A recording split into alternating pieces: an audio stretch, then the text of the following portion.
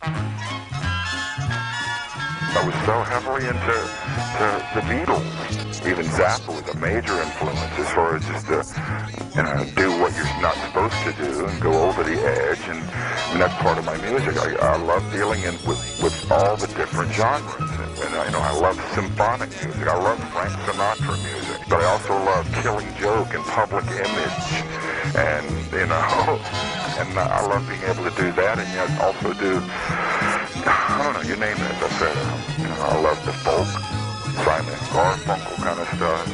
I love abrasive noise. I love humor and beat poetry. There's a lot of spoken bits on all of my tapes. Just a stream of consciousness kind of thing. And then to follow a stream of consciousness thing with something that's very planned out and intricate. But that's what I mean as far as my music, avant-garde, yet it's totally commercial pop, So it's a weird combination of the two. That's exactly what it is. The main thing about our Stevie Moore music is probably that it's bad and good at the same time. It utilizes both of these extremities. You'll know when you hear it. Perhaps the most important thing is the composition. The things that go on within the musical structure.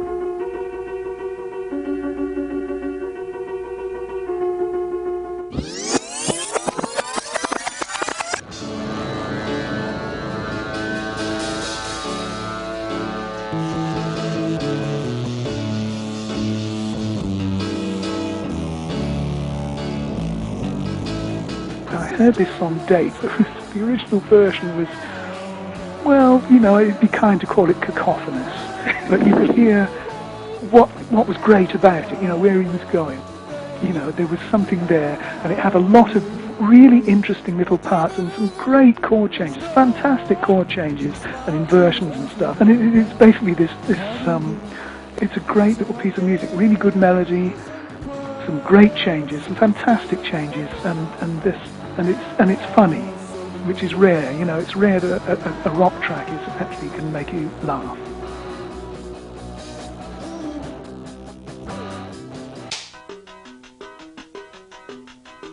There was something about the tapes that it's the fact that they aren't perfect.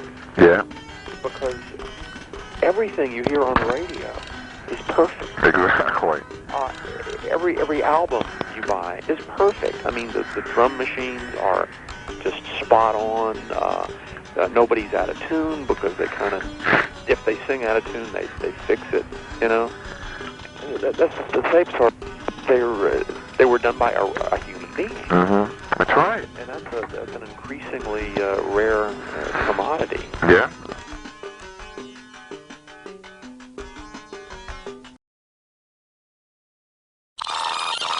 In the early 80s, that had a lot to do with me really coming out of my shell and forming my little cassette club, because that's when punk and everything was happening and everybody was putting out their own little singles. And though I didn't venture too deeply into the vinyl part of it, cassettes were just starting to take off, and Walkmans and things like that. So I was one of the first to really advertise, cassettes. Cheap, buy two, get one free. And I was just sending out tapes constantly all over the country.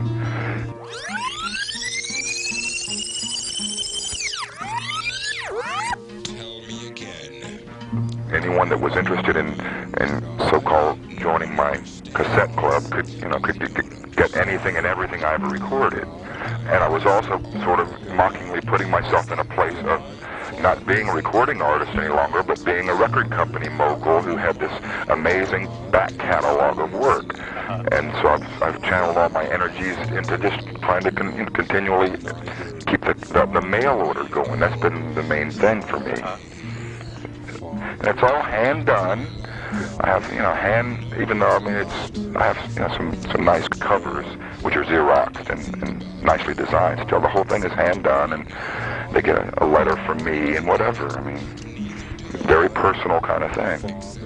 It's funny because my cassette club is spanning the globe. I'm constantly getting overseas mail and all different kinds of things from all over the world about all different kinds of things. Some people want just to satisfy their curiosity, and some people buy one tape maybe, and that's about it. And some people send hundreds and hundreds of dollars and build a huge stack of R. Stevie Moore cassettes, and I keep wondering, God, what must that look like? They got these little apartments, you know, and they work day jobs and stuff, and they're crazy about this one weird guy who makes tapes.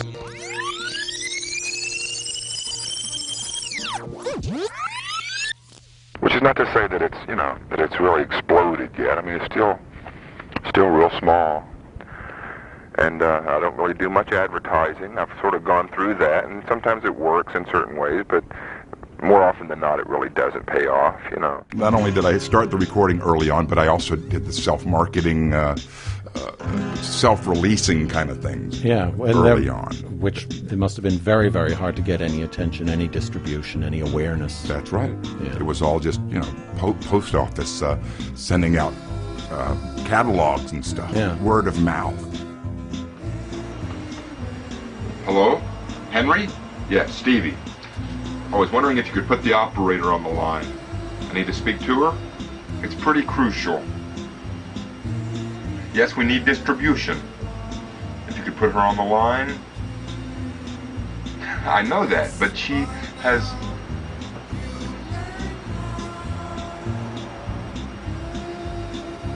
Yes, I'm aware of that.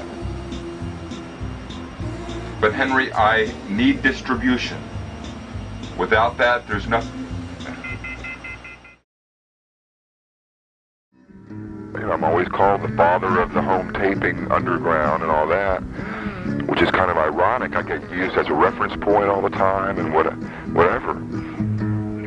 But it's kind of ironic because still nobody's heard of me, and that's always part of the byline. It's been constantly repeated, the criminal neglect and all that. What do you mean you've never heard of R.C. Moore? Well, you're not alone. No one's heard of R.C. But nobody knows why, you know.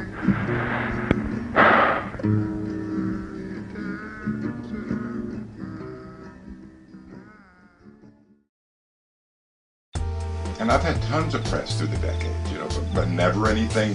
I mean, there's a whole story about that. One of my earliest supporters and backers was a young guy named Kurt Loder, MTV news guy. Kurt Loder, the legendary, long before MTV, 78. Really? He was writing for Circus Magazine, and I went into the city and met him in a little bar, and he had a buddy with him, a guy named David Frick, legendary senior editor for Rolling Stone, David Frick. And they're both like huge celebrity guys.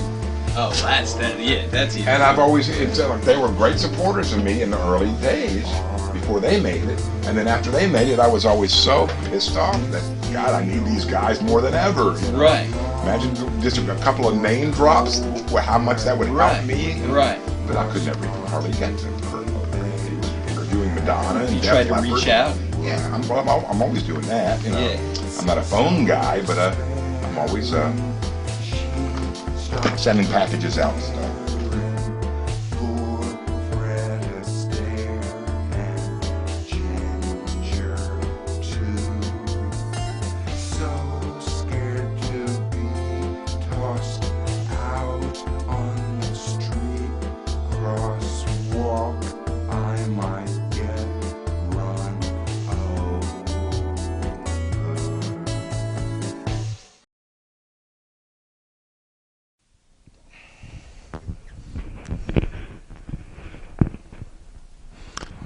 I can't believe kids are still listening to Duran Duran.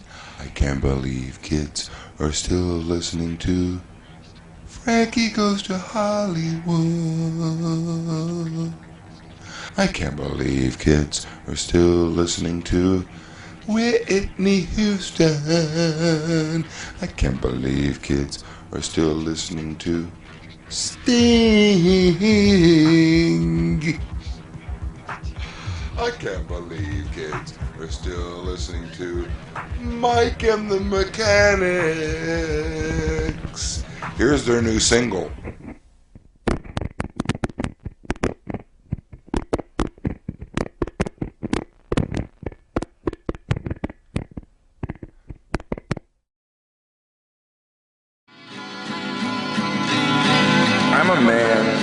comes to you with many gripes about the pop music industry. I feel you share these gripes with me.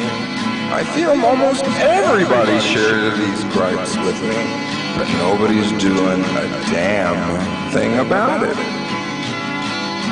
It baffles me, the acceptance from the critics and the public for so many things that are coming out these days. For so many bands who grab a guitar and get their drummer and make a record for an independent label and get signed up to Warner Brothers and on and on and on. I guess I'm missing something. I guess I'm missing something. I don't hear it. I don't hear it. Whatever happened to originality? Right, Andy? Wine, wine, wine.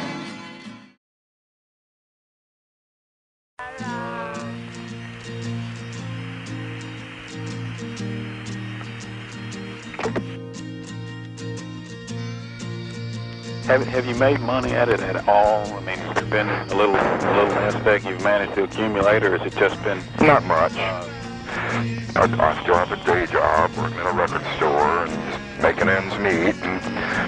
Do you think you would like it? I mean, I guess, first of all, pinpoint, what is your career goal? What would you like to see happen? Well, just what I said. Just, more exposure.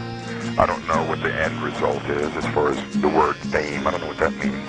It wouldn't be nice to, have a little bit more secure financial thing going where we don't have to do a day job. Maybe that would be the first goal. But I mean, it's just a step-by-step process.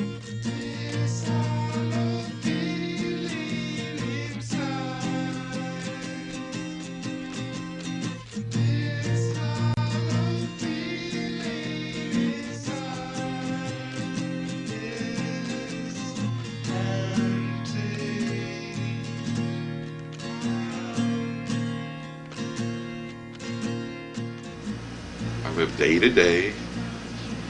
Thankfully have friends that support me. And the years flying by, and I'm going to be 60 years old, and yet I still feel like a teenager. I'm still doing the teenager thing, so go figure. Days rushing by, moving at the speed of light, like a dream, like a vapor. Winter days, summer nights, whirling past much too soon. Setting suns, rising moons, seasons come, say hello. Say goodbye, people go. Say goodbye, people go. Say goodbye, people go. People go.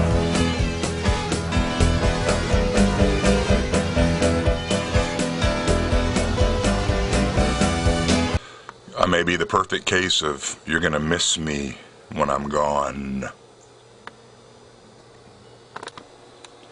What's that supposed to mean?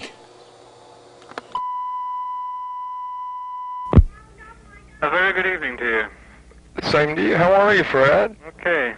We have so much to talk about, I believe. Mm-hmm. I suppose so. Are you familiar with my work at all? I'm familiar with some of it. I'm familiar with some things that I really like, especially a single I had. Or an EP. Yeah. An EP with Goodbye Piano. Right. Right.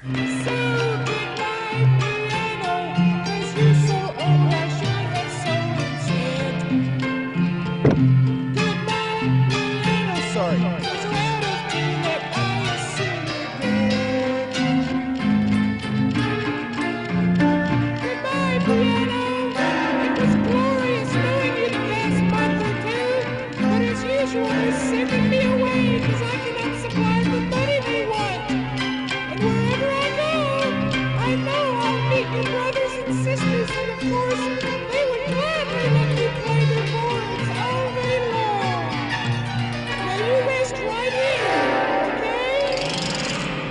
You rest right here like a good little 7 G's should.